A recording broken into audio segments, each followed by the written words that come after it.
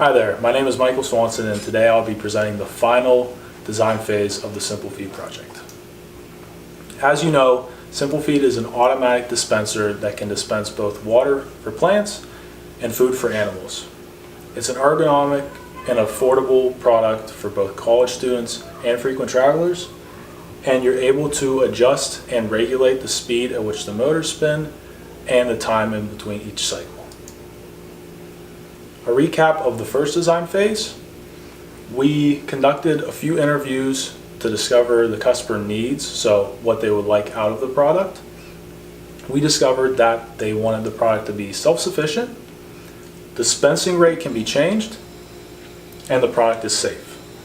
And then from those customer needs, we were able to form product specifications, and those three were that the time of self-sufficiency, so you are able to regulate it however you would like.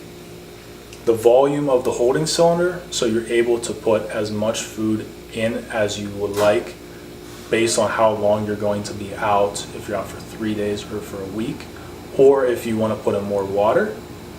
And then the weight, so that it wouldn't be too heavy and then cause the whole product to collapse.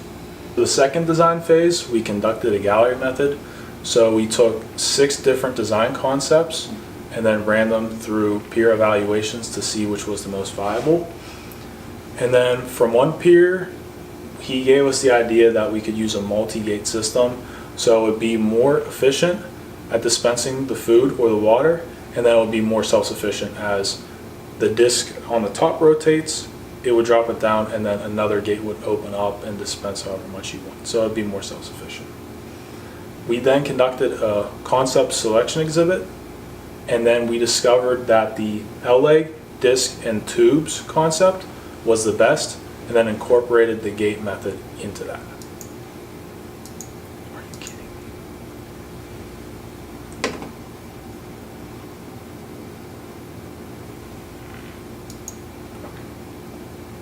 Before we solidified that concept, we looked over patents that were developed for similar products to ours, and then we saw if we were infringing upon any of the claims that they made in their patents. For the first two you see here, we didn't infringe upon any of the claims they made because they have since expired, but we were able to gain some important information from their patents.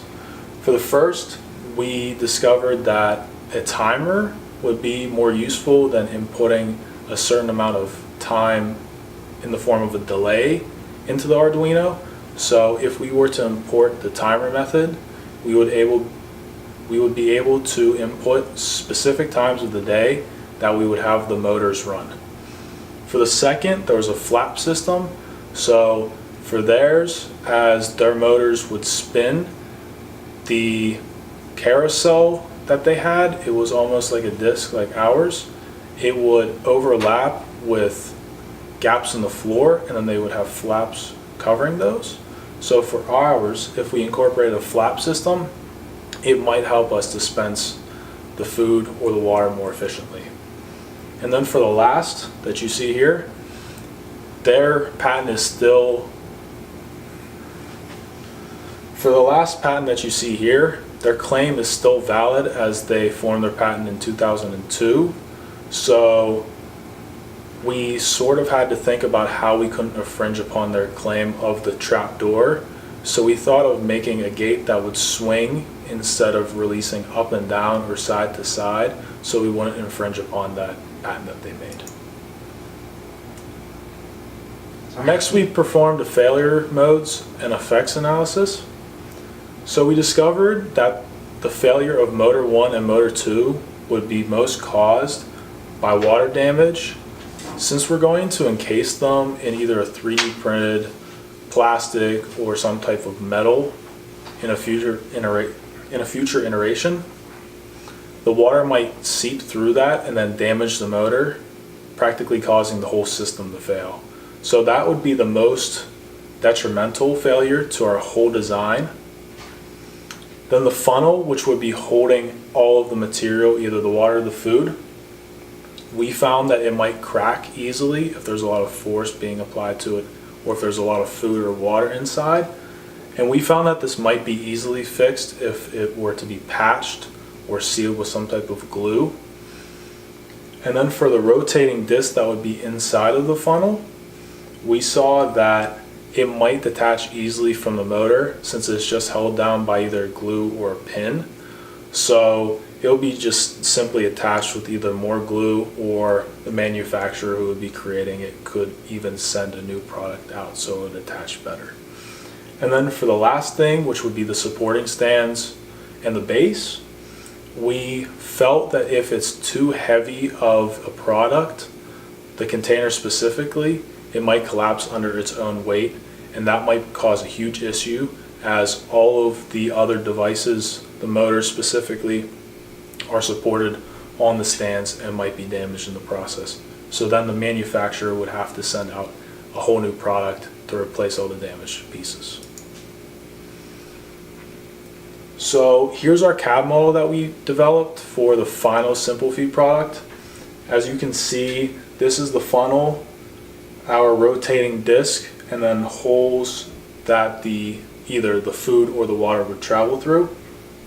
This is our adjustable base that would either travel up or down based on your preference. If the animal bowl or the plant is too tall, you could adjust it up and down. Here we have a container for the first motor, and then the second motor would be placed on the bottom and then spin a gate open and closed. Based on that CAD model, we were able to make a final prototype. We had to make some changes based on a little bit of a time crunch. So we developed a gate system on the bottom supported by this white bracket. The gate would swing open and closed and then be stopped by a bracket system here. And then inside of this, which would be considered our funnel, is our 2-disc system, so a stationary disc and a moving disc. The moving disc positioned on top, and then as the holes in the two overlap, either the water or the food would be dispensed into the gate, and then the gate would open and the food would fall down. And then the two supporting stands can also move up and down in our final prototype. After we built the prototype, we were thinking about the future improvements that we can make if we were to ever make a new iteration of this device. So we were thinking of wireless methods of controlling the device whenever you're not home, specifically an app. An app would make it really easy if you were far away, but if you're at home and you didn't want to have to go plug your computer in to change all the code, you could just use Bluetooth and connect to it simply. And then we also were thinking of a camera system. So if we had a camera on the actual product itself, you could see if your plant's actually living, if you're away for a week, or how your animal's doing whenever you're away. We also were thinking of creating a material sensor. So whenever the materials were getting low, it could either give you an alert to your phone via the app, or it could just start blinking and possibly making a noise after a while if it were empty for too long. And then we were also concerned about the multi-purpose ability. Some people were concerned that maybe people wanted to do water and food at the same time and then regulate through both of those.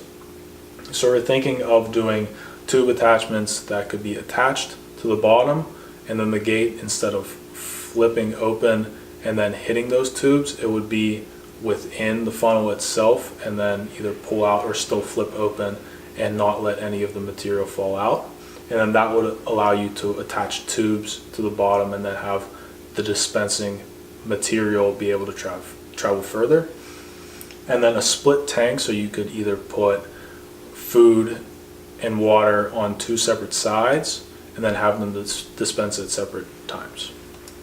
So for DP3, we identified similar products on the market and analyzed their patents to see if we were infringing upon any claims that they made.